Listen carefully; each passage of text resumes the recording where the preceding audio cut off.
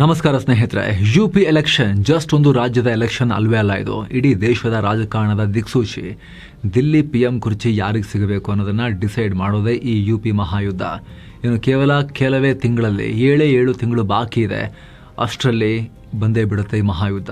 ಕಳೆದ ಲೋಕಸಭಾ ಚುನಾವಣೆಯಲ್ಲಿ surprise comeback ಮಾಡಿ 37 ಲೋಕಸಭಾ ಸೀಟ್ ಗೆದ್ದ ಎಸ್ಪಿ ಮುಂದೆ 62ರಲ್ಲಿದ್ದ ಬಿಜೆಪಿ 33ಕ್ಕೆ ಇಳಿದಿತ್ತು. ಖುದ್ದು ಅಯೋಧ್ಯೆಯಲ್ಲೇ ಬಿಜೆಪಿ ಸೋಲಿನ ಶಾಕ್ ತಿಂದಿತ್ತು. ಜಾತಿ ರಾಜಕಾರಣ ಹಾಗೂ ಅಸಮಾಧಾನದಿಂದ ಪಾಠ ಕಲಿತಿರುವ ಹೈಕಮಾಂಡ್ ಈಗ ಎಚ್ಚೆತ್ತುಕೊಂಡಿದೆ. ಯುಪಿಯನ್ನ ತನ್ನ ಕಂಟ್ರೋಲ್ಗೆ ತಗೊಳ್ಳೋಕೆ ಮೈಕ್ರೋ ಮ್ಯಾನೇಜ್ಮೆಂಟ್ ಅನ್ನೋ ಸೈಲೆಂಟ್ ಆಪರೇಷನ್ ಶುರು ಮಾಡಿದೆ. ಹಾಗಿದ್ರೆ ಯುಪಿಯ ಕದನ ಕಣ ಯಾವ ರೀತಿ ಇದೆ, ಯೋಗಿಯ ಭವಿಷ್ಯ ಏನಾಗುತ್ತೆ, ಎಲ್ಲವನ್ನ ಕ್ವಿಕ್ ಆಗಿ ಅನಲೈಸ್ ಮಾಡ್ತಾ ಹೋಗೋಣ. ಕಡೆ ತನಕ ಮಿಸ್ ಮಾಡಿದೆ ನೋಡಿ ಸ್ನೇಹಿತರೆ. ನೀವು ನೋಡ್ತಾ ಇದ್ದೀರಾ ಮಸ್ತ್ ಮಗ ಚಾನಲ್. ನಾನು ಅಮರ್ ಪ್ರಸಾದ್. ಬಂಗಾಳದ ಬ್ರಹ್ಮಾಸ್ತ್ರ, ಯೋಗಿ ನಾಡಲ್ಲಿ ಮೆಗಾ ಪ್ರಯೋಗ. ಸ್ನೇಹಿತರೆ, ಕೇವಲ 3 ಸೀಟಿದ್ದ ಬಿಜೆಪಿಯನ್ನು ಇವತ್ತು ಭಾರಿ ಬಹುಮತದೊಂದಿಗೆ ಅಧಿಕಾರಕ್ಕೆ ಬಂಗಾಳದಲ್ಲಿ ತಂದಿದ್ದೆ ಇದೇ ಮೈಕ್ರೋ ಮ್ಯಾನೇಜ್ಮೆಂಟ್. ಅಸ್ಸಾಂನಲ್ಲೂ ಕೂಡ ವಿರೋಧಿ ಅಲೆಯ ನಡುವೆನೂ ನಿರಂತರ 2ನೇ ಬಾರಿ ಅಧಿಕಾರ ತಂದುಕೊಟ್ಟಿದ್ದು ಕೂಡ ಇದೇ ತಂತ್ರ. ಈಗ ಇದೇ ಬಂಗಾಳ ಮಾಡೆಲ್ ಅನ್ನ ಯೋಗಿ ನಾಡಲ್ಲಿ ಪ್ರಯೋಗ ಮಾಡ್ತಾ ಇದೆ ಕಮಲ ಪಡೆ. ಇಲ್ಲಿ ಮೋದಿ ಮ್ಯಾಜಿಕ್, ಯೋಗಿ ವರ್ಚಸ್ಸು ಇವೆಲ್ಲ ಸೆಕೆಂಡ್ರಿ. ಮೇನ್ ಆಟ ನಡೆಯೋದೇ ಗ್ರೌಂಡ್ ಲೆವೆಲ್ನಲ್ಲಿ. ಈ ಮಾಡೆಲ್ನ ಮ್ಯಾಜಿಕ್ ಇರೋದು ಮೈಕ್ರೋ ಮ್ಯಾನೇಜ್ಮೆಂಟ್ನಲ್ಲಿ. ಅಂದರೆ ಎಲೆಕ್ಷನನ್ನು ಇಡೀ ರಾಜ್ಯದ ಲೆವೆಲ್ನಲ್ಲಿ ನೋಡೋದಲ್ಲ, ಬದಲಾಗಿ ಪ್ರತಿಯೊಂದು ಪೋಲಿಂಗ್ ಬೂತನ್ನೇ ಒಂದು ಸಪರೇಟ್ ಯುದ್ಧ ಭೂಮಿ ಅಂತ ಅನ್ಕೊಳ್ತಾರೆ. ಇದಕ್ಕೋಸ್ಕರ ಬಿಜೆಪಿ ಇಡೀ ಉತ್ತರ ಪ್ರದೇಶದಾದ್ಯಂತ ದೊಡ್ಡ ಪಡೆಯನ್ನು ಇಳಿಸಿದೆ. ಬರೋಬ್ಬರಿ 2 ಲಕ್ಷ ಬೂತ್ ಪಾಲಕರನ್ನು ಅಖಾಡಕ್ಕಿಳಿಸಿದೆ. ಸಂಖ್ಯೆ ಸಣ್ಣದಲ್ಲ, 2 ಲಕ್ಷ ಜನ. ಯುಪಿಯಲ್ಲಿರೋ ಟೋಟಲ್ 1,62,000 ಬೂತ್ಗಳನ್ನು ಕಂಪ್ಲೀಟ್ ಆಗಿ ಮ್ಯಾಪ್ ಮಾಡಲಾಗಿದೆ. ಹೊಸದಾಗಿ ಸೇರ್ಪಡೆಯಾಗಿರೋ 14,000 ಬೂತ್ಗಳಿಗೂ ಈ ಬೂತ್ ಪಾಲಕರನ್ನ ನೇಮಕ ಮಾಡಿದ್ದಾರೆ. ಈ ಬೂತ್ ಪಾಲಕರ ಡ್ಯೂಟಿ ಏನು ಅಂದ್ರೆ, ಇವರು ತಮ್ಮ ಬೂತ್ ವ್ಯಾಪ್ತಿಯಲ್ಲಿರೋ ಪ್ರತಿ ಮತದಾರನ ಪ್ರತಿಯೊಂದು ಡೀಟೇಲ್ಸ್ ಇಟ್ಕೊಂಡಿರಬೇಕು. ಅಪೋಸಿಷನ್ ಪಾರ್ಟಿ ಆ ಬೂತ್ನಲ್ಲಿ ಏನ್ ಮಾಡ್ತಾ ಇದೆ, ಜನರಿಗೆ ಸರ್ಕಾರದ ಮೇಲಿರೋ ಕೋಪ ಏನು, ಅಲ್ಲಿನ ಲೋಕಲ್ ಸಮಸ್ಯೆಗಳೇನು, ಇದೆಲ್ಲದರ ರಿಯಲ್ ಟೈಮ್ ರಿಪೋರ್ಟ್ ಇವರ ಹತ್ರ ಇರುತ್ತೆ. ನೇರವಾಗಿ ಪಕ್ಷದ ಆರ್ಗನೈಸೇಷನ್ಗೆ ಆ ಡೇಟಾವನ್ನು ಅವರು ಫೀಡ್ ಮಾಡ್ತಾರೆ. ಅಂದ್ರೆ ಯಾವುದೇ ಒಬ್ಬ ವೋಟರ್ ಕೂಡ ಬಿಜೆಪಿಯ ಕಣ್ಣಿನಿಂದ ತಪ್ಪಿಸಿಕೊಳ್ಳೋಕೆ ಚಾನ್ಸೇ ಇಲ್ಲ. ಸ್ನೇಹಿತರ, ಮುಂದುವರಿಯ ಮುನ್ನ ಒಂದು ಸಣ್ಣ ಮಾಹಿತಿ. ಯುಪಿಯಲ್ಲಿ ಈ ಎಲೆಕ್ಷನ್ ಬಿಸಿ ನಡುವೆ ನೀವೇನಾದ್ರೂ ಕೂಡ ಇದೇ ಯುಪಿಯ ಭೂಮಿಯಲ್ಲಿರೋ ಕಾಶಿ, ಅಯೋಧ್ಯೆಯ ಹೊಸ ರಾಮ ಮಂದಿರ, ಎಲ್ಲಾ ಜಾಗಗಳಿಗೆ ಯಾತ್ರೆ ಪ್ರವಾಸ ಹೋಗಿ ಬರಬೇಕು ಅಂತ ಇದ್ರೆ ಅದ್ಭುತ ಅವಕಾಶ ಇಲ್ಲಿದೆ. ಇಷ್ಟೆಲ್ಲ ಪ್ಲೇಸಿಗೆ ಹೋಗೋದಿರುತ್ತೆ. 7 ಸೈನ್ಸ್ ಟೂರಿಸಂನ ಎಲ್ಲವನ್ನ ಒಳಗೊಂಡ ಪ್ಯಾಕೇಜ್ ಇದು. ಬೇರೆ ಏನು ಎಕ್ಸ್ಟ್ರಾ ಖರ್ಚಿರೋದಿಲ್ಲ. ಕನ್ನಡ ಟೂರ್ ಮ್ಯಾನೇಜರ್ ನಿಮ್ಮೊಂದಿಗಿದ್ದು ಕರ್ಕೊಂಡು ಹೋಗಿ ವಾಪಸ್ ನಿಮ್ಮನ್ನ ಕರ್ಕೊಂಡ್ಬಂದು ತಲುಪಿಸ್ತಾರೆ. ಆಸಕ್ತರು ಕಾಲ್ ಮಾಡಿ ಬುಕ್ ಮಾಡಿಕೊಂಡು ಆರಾಮಾಗಿ ಹೋಗಿ ಬರ್ಬೋದು. ಪನ್ನಾ ಪ್ರಮುಖ್, ಕೇವಲ 35 ವೋಟರ್ಸ್, ಒಂದು ಟಾರ್ಗೆಟ್. ಬಿಜೆಪಿ ಯುಪಿಯಲ್ಲಿ ಹೊಡ್ತಿರೋ ಮತ್ತೊಂದು ಅಸ್ತ್ರ ಏನು ಅಂದ್ರೆ ಪನ್ನಾ ಪ್ರಮುಖ್ ತಂತ್ರ. ನಮ್ಮಲ್ಲಿ ಎಷ್ಟೋ ಜನಕ್ಕೆ ಪನ್ನಾ ಪ್ರಮುಖ್ ಅಂದ್ರೆ ಏನು ಅಂತ ಕರೆಕ್ಟ್ ಆಗಿ ಗೊತ್ತಿರಲ್ಲ. ತುಂಬಾ ಸಿಂಪಲ್ ಆಗಿ ಹೇಳ್ತೀವಿ ಕೇಳಿ. ಎಲೆಕ್ಷನ್ ಟೈಮ್ನಲ್ಲಿ ವೋಟರ್ ಲಿಸ್ಟ್ ಇಟ್ಕೊಂಡು ಓಡಾಡ್ತಾರಲ್ವಾ, ಆ ಲಿಸ್ಟ್ನ ಒಂದೇ ಒಂದು ಪೇಜ್ ಅನ್ನ ಪನ್ನಾ ಅಥವಾ ಒಂದು ಹಾಳೆ ಅಂತ ಕರೀತಾರೆ.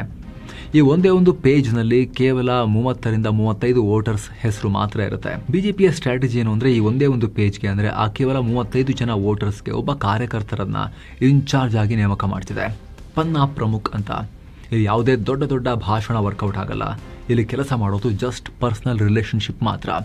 ಈ ಪನ್ನಾ ಪ್ರಮುಖ್ ಕೆಲಸ ಏನು ಅಂದ್ರೆ, ತನ್ನ ಲಿಸ್ಟ್ನಲ್ಲಿರೋ 35 ಜನರನ್ನ ಪ್ರತಿದಿನ ಅಥವಾ ವಾರಕ್ಕೊಮ್ಮೆ ಆದರೂ ಕೂಡ ಭೇಟಿ ಮಾಡಬೇಕು. ಅವರೊಂದಿಗೆ ಚಹಾ ಕುಡಿಬೇಕು, ಕಷ್ಟ ಸುಖ ಮಾತನಾಡಬೇಕು.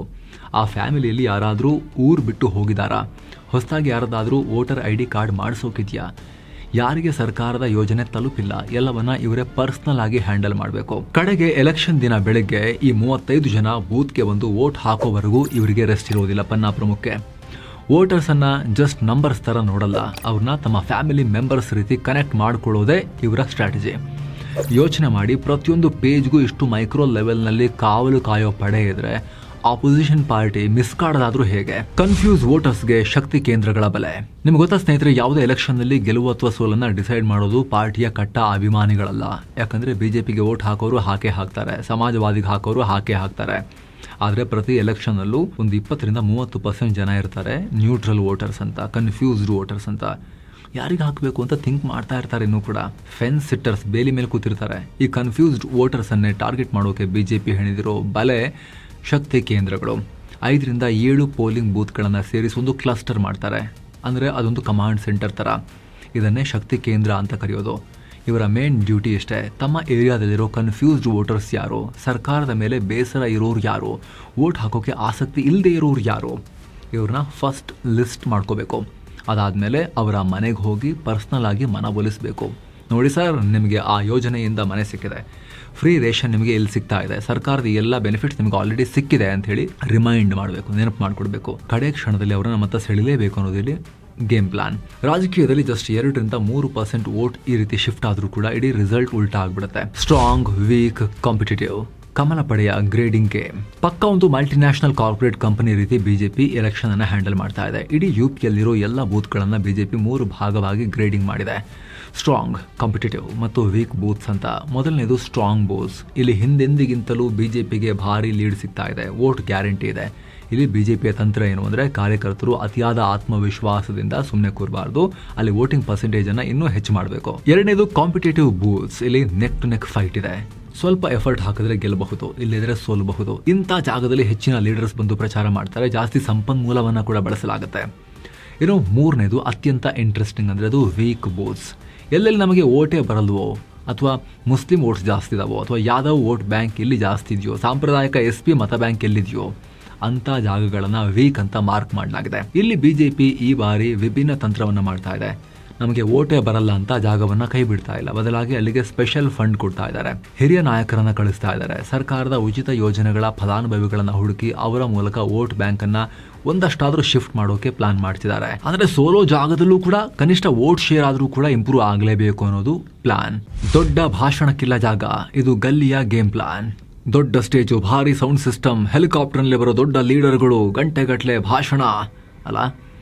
ಆದರೆ 2027 UP ಎಲೆಕ್ಷನ್ನಲ್ಲಿ ಬಿಜೆಪಿ ಟ್ರೆಂಡನ್ನು ಚೇಂಜ್ ಮಾಡ್ತಾ ಇದೆ. ದೊಡ್ಡ ಭಾಷಣಗಳನ್ನು ಜನ ಕೇಳ್ತಾರೆ, ಚಪ್ಪಾಳೆ ತಡ್ತಾರೆ, ಮನೆಗೆ ಹೋಗ್ತಾರೆ. ಆದರೆ ವೋಟ್ ಹಾಕೋ ಟೈಮ್ನಲ್ಲಿ ಅವರು ಬೇಕಾಗಿದ್ದನ್ನೇ, ಅವರು ತೋಚಿದ್ದನ್ನೇ ಮಾಡ್ತಾರೆ ಅಲ್ವಾ. ಅವ್ರಿಗೆ ನೆನಪಾಗೋದು ತಮ್ಮ ಗಲ್ಲಿಯ ಸಮಸ್ಯೆಗಳು. ಅದಕ್ಕೆ ಬಿಜೆಪಿ ಬಾರಿ ಹೈಪರ್ ಲೋಕಲ್ ಪ್ರಚಾರಕ್ಕೆ ಕೈ ಹಾಕಿದೆ. ಇಲ್ಲಿ ಕಾಶ್ಮೀರ, ಪಾಕಿಸ್ತಾನ ಅಥವಾ ಗ್ಲೋಬಲ್ ಪಾಲಿಟಿಕ್ಸ್ ಬಗ್ಗೆ ಜಾಸ್ತಿ ಚರ್ಚೆ ಆಗಲ್ಲ, ಓವರಾಲ್ ನರೇಟಿವ್ಗೆ ಅಷ್ಟೇ ಇರುತ್ತೆ. ಆದರೆ ಗ್ರೌಂಡ್ ಲೆವೆಲ್ನಲ್ಲಿ ಹೈಪರ್ ಲೋಕಲ್ ಕ್ಯಾಂಪೇನ್ ನಡೆಯುತ್ತೆ. ನಿಮ್ಮ ಏರಿಯಾದಲ್ಲಿ ರಸ್ತೆ ಗುಂಡಿ ಬಿದ್ದಿದೆಯಾ, ಚರಂಡಿ ಬ್ಲಾಕ್ ಆಗಿದೆಯಾ, ಕರೆಂಟ್ ಸರಿಯಾಗಿ ಬರ್ತಾ ಇಲ್ವಾ, ಕುಡಿಯೋ ನೀರಿಲ್ವಾ, ಇಂಥ ಅತಿ ಸಣ್ಣ ಲೋಕಲ್ ಸಮಸ್ಯೆಗಳನ್ನೇ ಮೇನ್ ಮಾಡಿಕೊಂಡು ಮನೆ ಮನೆಗೆ ಹೋಗಿ ಕ್ಯಾಂಪೇನ್ ಮಾಡ್ತಾರೆ. ಕಾರ್ಯಕರ್ತರು ಜನರೊಂದಿಗೆ ಕೂತು ಮಾತನಾಡ್ತಾರೆ. ನೋಡಿ, ನಿಮ್ಮ ರೋಡ್ ಪ್ರಾಬ್ಲಮ್ ಇದೆ ಅಲ್ವಾ, ಅದನ್ನು ನಮ್ಮ MLA ಇನ್ನೊಂದು ವಾರದಲ್ಲಿ ಸರಿ ಮಾಡ್ತಾರೆ ಅಂತ ಭರವಸೆ ಕೊಡ್ತಾರೆ. ಯಾವಾಗ ರಾಜಕಾರಣಿ ತನ್ನ ಮನೆ ಮುಂಭಾಗದ ಚರಂಡಿ ಬಗ್ಗೆನೂ ಮಾತನಾಡ್ತಾರೋ ಆಗ ಜನರಿಗೆ ಪರ್ಸನಲ್ ಕನೆಕ್ಷನ್ ಸಿಗುತ್ತೆ. ದೊಡ್ಡ ಸ್ಲೋಗನ್ಗಳಿಗಿಂತ ಈ ಗಲ್ಲಿ ಮಟ್ಟದ ಗೇಮ್ ಪ್ಲಾನ್ ವೋಟರ್ಸ್ ಅನ್ನ ಬೇಗ ಮನ ಗೆಲ್ಲುತ್ತೆ. 57 ಕ್ಷೇತ್ರಗಳ ಪೋಸ್ಟ್ ಮಾರ್ಟಮ್, ಹಳೆ ತಪ್ಪು ಹೊಸ ಲೆಕ್ಕಾಚಾರ. ಬಿಜೆಪಿ 2017 ಎಲೆಕ್ಷನ್ ಅಲ್ಲಿ UPಯನ್ನ ಕಂಪ್ಲೀಟ್ ಆಗಿ ಗೆದ್ದಿತ್ತು, ಸ್ವೀಪ್ ಮಾಡಿತ್ತು. ಆದರೆ 2022 ವಿಧಾನಸಭಾ ಚುನಾವಣೆ ಬರುವಷ್ಟರಲ್ಲಿ ಕೆಲ ಕಡೆ ಭಾರಿ ಹಿನ್ನಡೆ ಅನುಭವಿಸಿತ್ತು. ಹಲವು ಕ್ಷೇತ್ರಗಳು ಕೈಬಿಟ್ಟು ಹೋಗಿದ್ವು. ಈಗ ಬಿಜೆಪಿ ಮಾಡ್ತಿರೋದು ಅತ್ಯಂತ ಇಂಟ್ರೆಸ್ಟಿಂಗ್ ಕೆಲಸ. ಕಳೆದ ಬಾರಿ ಹಿನ್ನಡೆಯಾಗಿದ್ದ 57 ವಿಧಾನಸಭಾ ಕ್ಷೇತ್ರಗಳ ಮೇಲೆ ಸ್ಪೆಷಲ್ ಕಂಡಿಟ್ಟಿದೆ. ಅಲ್ಲಿ ಗ್ರೌಂಡ್ ಲೆವೆಲ್ನಲ್ಲಿ ಭೀಕರ ಪೋಸ್ಟ್ ಮಾರ್ಟಮ್ ನಡೀತಾ ಇದೆ. ಆ 57 ಕ್ಷೇತ್ರಗಳಲ್ಲಿ ನಾವು ಯಾಕೆ ಸೋತ್ವಿ, ಜನ ನಮ್ಮ ಮೇಲೆ ಯಾಕೆ ಸಿಟ್ಟಾಗಿದ್ರು, ನಮ್ಮ ಲೋಕಲ್ ಕ್ಯಾಂಡಿಡೇಟ್ ವರ್ತನೆ ಸರಿ ಇರಲಿಲ್ವಾ, ಅಥವಾ ವಿರೋಧ ಪಕ್ಷದ ಜಾತಿ ಲೆಕ್ಕಾಚಾರ ವರ್ಕೌಟ್ ಆಯ್ತಾ, ಇದರ ಕಂಪ್ಲೀಟ್ ರೂಟ್ ಕಾಸ್ ಅನಾಲಿಸಿಸ್ ನಡೀತಾ ಇದೆ. ಆಂತರಿಕ ರಿಪೋರ್ಟ್ಸ್ ಪ್ರಕಾರ ಕೆಲ ಕಡೆ ಪೇಪರ್ ಲೀಕ್ ಹಗರಣದಿಂದ ಯುವಕರು ಕೋಪಗೊಂಡಿದ್ರು, ಇನ್ನು ಕೆಲ ಕಡೆ ಸರ್ಕಾರಿ ನೌಕರರ ಅಸಮಾಧಾನ ಇತ್ತು, ಇನ್ನು ಕೆಲ ಕಡೆ ಆಡಳಿತ ವಿರೋಧಿ ಅಲೆ ಇತ್ತು. ಈಗ ಬಿಜೆಪಿ ಏನ್ ಮಾಡ್ತಾ ಇದೆ ಅಂದ್ರೆ 57 ಕ್ಷೇತ್ರಗಳಿಗೂ RSS ಜೊತೆ ಸೇರ್ಕೊಂಡು 1-to-1 ಕಸ್ಟಮೈಸ್ಡ್ ಪ್ಲಾನ್ ರೆಡಿ ಮಾಡ್ತಾ ಇದೆ. ಎಲೆಕ್ಷನ್ ಅನೌನ್ಸ್ ಆಗೋಕ್ಕೂ ಮುಂಚೆನೆ ಆ ತಪ್ಪುಗಳನ್ನೆಲ್ಲ ತಿದ್ದುಕೊಳ್ಳೋಕೆ ಹೆಜ್ಜೆ ಇಟ್ಟಿದ್ದಾರೆ. ಅಖಿಲೇಶ್ PDA ಚಕ್ರವ್ಯೂಹ, ಬಿಜೆಪಿಯ ಪದ್ಮ ವ್ಯೂಹದ ಟಕ್ಕರ್. ಇಷ್ಟೆಲ್ಲ ಬಿಜೆಪಿಯ ಪ್ಲಾನ್ ಇದ್ರೆ ಆಪೋಸಿಷನ್ ನಲ್ಲಿರೋ ಮುಖ್ಯ ಪಾರ್ಟಿ ಸಮಾಜವಾದಿ ಪಾರ್ಟಿ ಸುಮ್ಮನಿದೆಯಾ? ಖಂಡಿತ ಇಲ್ಲ. ಅಖಿಲೇಶ್ ಯಾದವ್ ಹತ್ರ ಸದ್ಯಕ್ಕೊಂದು ಪವರ್ಫುಲ್ ಅಸ್ತ್ರ ಇದೆ, ಅದೇ PDA ಫಾರ್ಮುಲಾ. PDA ಅಂದ್ರೆ P ಫಾರ್ ಪಿಚ್ ಡೇ ಅಂದ್ರೆ ಹಿಂದುಳಿದ ವರ್ಗಗಳು, D ಫಾರ್ ದಲಿತ್ ಮತ್ತು A ಫಾರ್ ಅಲ್ಪಸಂಖ್ಯಾತರು. ಕಳೆದ ಲೋಕಸಭಾ ಎಲೆಕ್ಷನ್ ಅಲ್ಲಿ ಅಖಿಲೇಶ್ಗೆ ಸಕ್ಸಸ್ ಕೊಟ್ಟಿದ್ದೆ ಈ ಸೋಷಿಯಲ್ ಎಂಜಿನಿಯರಿಂಗ್. ಈ 3 ವೋಟ್ ಬ್ಯಾಂಕ್ ಅನ್ನ ಒಟ್ಟುಗೂಡಿಸಿ ಬಿಜೆಪಿಯ ಹಿಂದುತ್ವದ ಕಾರ್ಡ್ಗೆ ಟಕ್ಕರ್ ಕೊಡೋಕೆ ಅಖಿಲೇಶ್ ಪ್ಲಾನ್ ಮಾಡ್ತಿದ್ದಾರೆ. ಜಾತಿ ಆಧಾರದ ಮೇಲೆ ಹಿಂದೂ ವೋಟ್ ಗಳನ್ನ ಡಿವೈಡ್ ಮಾಡೋದು ಅವರ ಸ್ಟ್ರಾಟಜಿ. ಈಗ ಇದಕ್ಕೆ ಕೌಂಟರ್ ಕೊಡೋಕೆ ಬಿಜೆಪಿ ತನ್ನ ಬೂತ್ ಪಾಲಕರ ಇಡೀ ಪಡೆಯನ್ನ ಮೈದಾನಕ್ಕಿಳಿಸಿದೆ. ಬಿಜೆಪಿ ಮಾಡ್ತಿರೋ ಪ್ಲಾನ್ ಏನು ಗೊತ್ತಾ? ಅಖಿಲೇಶ್ರ ಜಾತಿ ಲೆಕ್ಕಾಚಾರವನ್ನ ಒಡೆಯೋಕೆ ಲಾಭಾರ್ಥಿ ಜಗತ್ತು ಅನ್ನೋ ಹೊಸ ವೋಟ್ ಬ್ಯಾಂಕ್ ಅನ್ನ ಕ್ರಿಯೇಟ್ ಮಾಡಿದೆ. ಅಂದ್ರೆ PM ಆವಾಸ್ ಯೋಜನೆ, ಉಜ್ವಲ ಯೋಜನೆ, ಉಚಿತ ಪಡಿತರ, PM ಕಿಸಾನ್ ಸಮ್ಮಾನ್ ನಿಧಿ, ಈ ಯೋಜನೆಗಳ ಲಾಭ ಪಡೆದಿರೋರು ಯಾವುದೇ ಜಾತಿಗೆ ಸೇರಿರ್ಲಿ ಅವರ ಮನೆಗೆ ಈ ಬೂತ್ ಪಾಲಕರು ಹೋಗ್ತಾರೆ. ನಿಮಗೆ ಜಾತಿ ಮುಖ್ಯನಾ, ನಿಮ್ಮ ಕಷ್ಟಕ್ಕೆ ಹೆಲ್ಪ್ ಮಾಡಿದ ಸರ್ಕಾರ ಮುಖ್ಯನಾ, ಯಾವ ಪಾಲಿಟಿಕ್ಸ್ ಬೇಕು ನಿಮಗೆ ಅಂತ ಕೇಳ್ತಾರೆ. ಹಾಗೆ ಮೇಲ್ಮಟ್ಟದಲ್ಲಿ ಮೋದಿ, ಯೋಗಿ ಆದಿತ್ಯನಾಥ್ ಅವರ ಹಿಂದೂ ನ್ಯಾಷನಲಿಸಂ ನ ಪಾಲಿಟಿಕ್ಸ್ ಇದ್ದೇ ಇರುತ್ತೆ. ಜಾತಿಯ ಈ ಧ್ರುವೀಕರಣವನ್ನ ಒಡೆಯೋಕೆ ಧಾರ್ಮಿಕ ಧ್ರುವೀಕರಣ ಅದು ಕೂಡ ಇದ್ದೇ ಇರುತ್ತೆ. ಸೊ ಈ ರೀತಿ ಸ್ನೇಹಿತರೆ, ಚುನಾವಣೆಗೆ ಕೆಲವೇ ದಿನಗಳು, 6-7 ತಿಂಗಳು ಮಾತ್ರ ಬಾಕಿ ಇರೋ ಟೈಮ್ ನಲ್ಲಿ ಸದ್ಯಕ್ಕೆ ಈ ರೀತಿ ಇದೆ ಉತ್ತರ ಪ್ರದೇಶದ ಕದನ ಕಣ.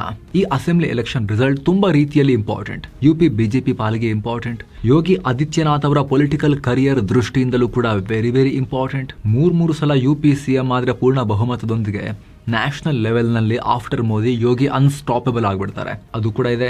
ಹಾಗೂ 2029 ಲೋಕಸಭಾ ಚುನಾವಣೆ ಹಂಗ್ ನೋಡ್ತಾ ಬಂದೇ ಬಿಡುತ್ತೆ. 80 ಲೋಕಸಭಾ ಸೀಟ್ ಇರೋ ಯುಪಿಯಲ್ಲಿ ಕಳೆದ ಬಾರಿ ಆಗಿರೋ ಡ್ಯಾಮೇಜ್ ಅನ್ನ ಹೇಗಾದ್ರೂ ಮಾಡಿ ರಿಕವರ್ ಮಾಡ್ಕೊಳ್ಳೇಬೇಕು ಅನ್ನೋ ಲೆಕ್ಕಾಚಾರದಲ್ಲಿ ಬಿಜೆಪಿ ಕೂಡ ಇರುತ್ತೆ. 60-70 ಹಳೆ ರೆಕಾರ್ಡಿಂಗ್ ವಾಪಸ್ ಹೋಗ್ಬೇಕು ಅಂತ ಹೇಳಿ ಎಲ್ಲಾ ದೃಷ್ಟಿಯಿಂದಲೂ ಕೂಡ ತುಂಬಾ ಮುಖ್ಯ ಯುಪಿಯ ಈ ವಿಧಾನಸಭಾ ಚುನಾವಣೆ. ನಿಮ್ಗೆ ಏನನ್ಸುತ್ತೆ? ಮಿಸ್ ಇಲ್ಲದೆ ಕಾಮೆಂಟ್ ಮಾಡಿ ತಿಳಿಸಿ. ಈ ಚುನಾವಣೆ ಏನಾದರೂ ಗೆದ್ರೆ ಯೋಗಿ ಏನಾದ್ರು ನೆಕ್ಸ್ಟ್ PM ಕ್ಯಾಂಡಿಡೇಟ್ ಆಗ್ತಾರಾ ಅಂತ ಹೇಳಿ. ಹಾಗೆ ಸ್ನೇಹಿತರೆ, ಕಡೆದಾಗಿ ನಿಮ್ಮಲ್ಲಿ ಒಂದು ಮನವಿ, ವಿಡಿಯೋ ಕೆಳಗಡೆ ಇರೋ ಜಾಯಿನ್ ಬಟನ್ ಮೂಲಕ ಆಸಕ್ತ ವೀಕ್ಷಕರು ಮಸ್ಮಗ ಚಾನಲ್ಗೆ ಮೆಂಬರ್ ಆಗೋದನ್ನ ಮರಿಬೇಡಿ ಅಂತ. ನಮಸ್ಕಾರ, ಮತ್ತೆ ಸಿಗೋಣ.